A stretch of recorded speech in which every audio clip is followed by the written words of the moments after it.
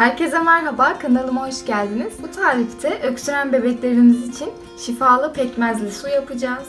Bu tarifi günde 2 defa verirseniz bebeklerinize inşallah öksürüklerinde azalma görebilirsiniz. Ben üzüm pekmezi kullanacağım. Şimdi malzemelerimi size söyleyeyim. Zaten görüyorsunuz ama şurada 1 yemek kaşığı üzüm pekmezim var. Elinizde hangi pekmez varsa kullanabilirsiniz. Üzüm pekmezim var. Benim pekmezim böyle hazır paketli pekmezlerden de değil. Bizim kendimizin yaptığı pekmezlerden. Tabii ki herkes yapabilecek değil. O yüzden güvendiğiniz bir marka pekmez alıp kullanabilirsiniz. Burada da 1 tatlı kaşığı tuzsuz tereyağım var. Tereyağımı da ben kendim yaptım oğlum için. Dilerseniz tereyağını nasıl yaptığımı da bir sonraki videolarda anlatabilirim. Tereyağımız da 1 tatlı kaşığı olacak. Burada da 1 çay bardağı suyum var. Suyum da kaynamış ve ılıtılmış olacak. Yani soğuk da olmayacak, sıcak da olmayacak. Kaynatılacak ve ılık bir hale gelecek. 1 çay bardağı var. Çay bardağım benim en küçük boy çay bardaklarından. Büyük boy çay bardağınız varsa o zaman yarım çay bardağı kaynatılmış, ılıtılmış su kullanabilirsiniz. Şimdi tereyağımı eriteceğim. Eridikten sonra hafif ılıklaştıracağım. Yani kendi halinde hafif bir sıcaklığını bırakacak, ılık hale gelecek.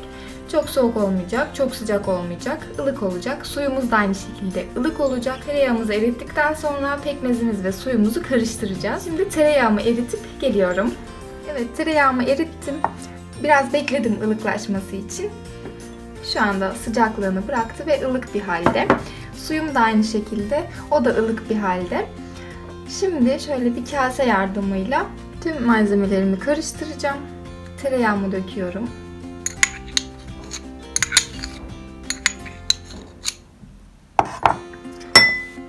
Pekmezimi döküyorum.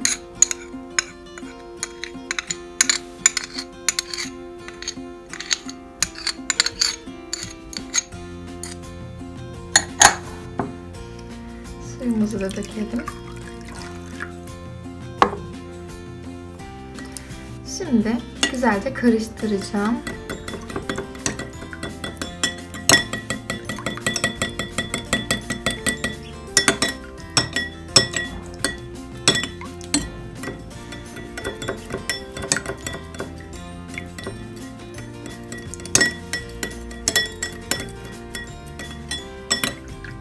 Güzel karıştıracağım.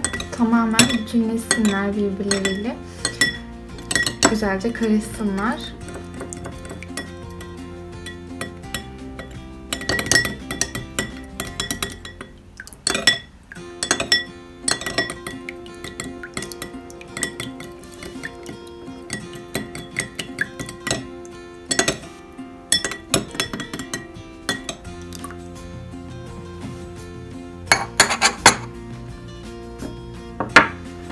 Şöyle. Öksüren bebeklerimiz için pekmezli suyumuz hazır. Bunu günde 2 defa olmak şartıyla verebilirsiniz. 6 aydan sonra, 6 aydan büyük bebekler için günde 2 defa verebilirsiniz. Bunu 2'ye bölüp günde 2'şer defa sabah veya akşam verebilirsiniz. İsterseniz biberonuna koyup içirin, isterseniz bardakla içirin veya kaşıkla. Bebeğiniz nasıl alıyorsa o şekilde içirebilirsiniz.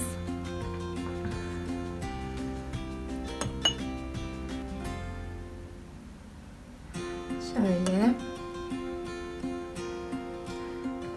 Miniklerinize şifa olsun inşallah. Çok fazla uzun süren öksürüklerde tabii ki doktora gitmekte fayda var. Başka bir hastalığın olup olmadığına bakmak için bir doktora gidebilirsiniz.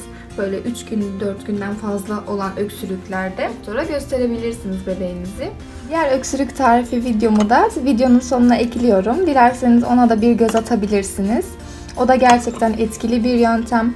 Bunun gibi bu da aynı şekilde etkili bir yöntem. Tabii ki de bunların yanında bebeğinizin sırtını sıcak tutmanız lazım. Gece yatmadan önce ben bebeğimin sırtına ve göğsüne ütüyle mendillerini ısıtıp sırtına ve göğsüne koyuyorum.